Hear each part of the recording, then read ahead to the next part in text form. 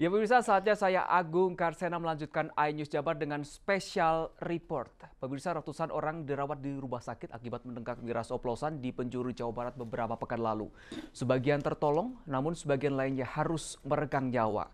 Tercatat 45 korban tewas karena menenggak minuman keras racikan berbahaya itu. Sempat menjadi buronan polisi, akhirnya sang produsen miras oplosan diamankan aparat saat berupaya kabur. Pada masa gelar barang bukti dan tersangka, sejumlah lembaga hukum bersama pemerintah Kabupaten Bandung juga memusnahkan puluhan ribu botol miras racik dengan total hingga ratusan liter. Pertanyaan besar pun masih muncul hingga kini. Mengapa sebagian orang masih meminati miras oplos meski beracun?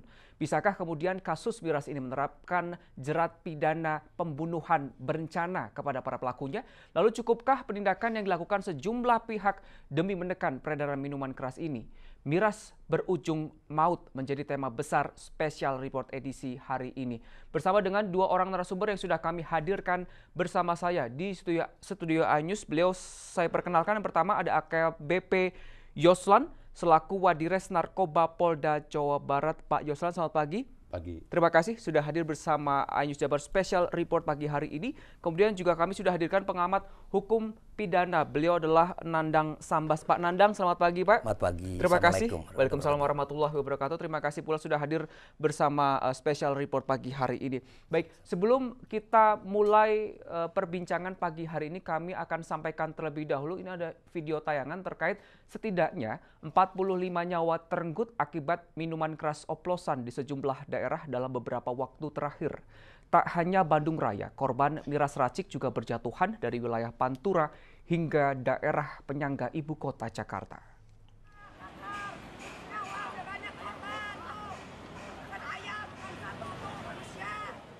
Seorang keluarga korban miras oplosan di Cicalengka, Kabupaten Bandung, berteriak sambil berharap pihak berwajib menghukum bandar minuman berbahaya tersebut. Hal ini terkait kala petugas gabungan dari Polda Jawa Barat, Polres Bandung, dan TNI menggeledah ulang rumah tersangka di Jalan Raya Bypass Bandung Garut. Ia mengatakan, ulah sang bandar miras membuat kakeknya meregang nyawa. Ya pinginnya kakak saya mati, harusnya dia ikut merasakan gimana kesakitan istrinya, anak-anaknya, bukan kakak saya yang mati, banyak yang korban-korban. Selanjutnya kan bukan hewan itu. Sekali dimati dia kan harus disebasmi. Kalau bisa ini rumahnya ini dibakar aja gitu. Diserahin aja sama pemerintah ya kan. Yang korbannya itu yang bikin sakit itu kakak saya yang pertama tuh korbannya. Terus menerus. Mirna dan 40 korban tewas miras oplosan lainnya memang patut berduka. Tercatat, 250 orang warga Kabupaten Bandung masuk rumah sakit akibat konsumsi miras oplosan. Mereka dirawat di 3 rumah sakit berbeda, RSUD Cicalengka, RSUD Majalaya, dan Rumah Sakit AMC Cileunyi. Hanya dalam rentan waktu 5 hari perawatan, 40 diantaranya meninggal dunia. Tak heran jika Bupati Bandung kemudian menetapkan wilayahnya sebagai kejadian luar biasa alias darurat narkoba. Dari Bandung, tim iNews melaporkan.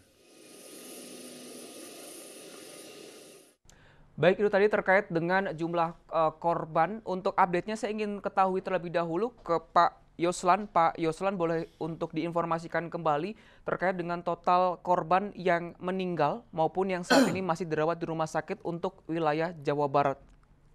Baik, perlu kami informasikan. Jadi akibat miras oplosan ini, berdasarkan data yang tercatat di Direktorat Narkoba Polda Jawa Barat, itu total yang meninggal dunia dari 5 kabupaten, termasuk Kabupaten Soreang, Kecamatan Cicalengka. Jumlahnya itu 62 orang. Jadi terdiri dari mulai dari Barat, Sukabumi, terus Soreang, Kota Bandung, terus Ciamis, terus Cicalengka. Jadi total itu 62 orang yang meninggal termasuk dunia. Depok mungkin Pak? Itu? Oh, tidak termasuk. Tidak termasuk ya, kalau itu wilayah hukumnya. Kita enggak, kita Polda, kepolisian daerah Metro Jawa Jaya. Barat. Oke. Itu masuk daerah Metro Jaya. Baik. Ya. Oke, jadi 62. Untuk yang masih ada di rumah sakit, masih ada yang dirawat begitu ya Pak? Konon kabarnya terutama yang di Rumah Sakit Cicalengka itu sudah kembali berobat jalan di tempat tinggalnya masing-masing. Ada upayakah Pak untuk nantinya mereka korban yang selamat, kita sebut demikian, ke depannya karena ada kemungkinan mereka menjadi pecandu misalkan untuk kasus miras oplosan ini? Maksudnya ke depan setelah mereka mendapat ada upaya perawatan penanganan dari dokter dan dari pihak Polda Jawa Barat, khususnya dari Dires Narkoba? Enggak, maksudnya apanya nih? Untuk Perawatan. korban yang sudah selamat Iya, nantinya setelah dipulangkan. Terus? Ada upayakah nantinya dari pihak kepolisian juga membantu untuk pembinaan misalkan seperti itu? Jadi begini, kalau masalah bicara miras oplosan, ini tidak bisa kita kaji dari satu aspek, ya kan, aspek penegakan hukum saja. Kita melibatkan semua stakeholder, ya kan. Di sini ada pemerintah, ya kan, ada masyarakat, ada tokoh agama, ada elemen-elemen yang lainnya.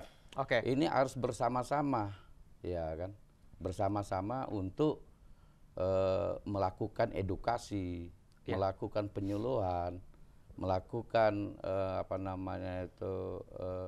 pengawasan, ya kan.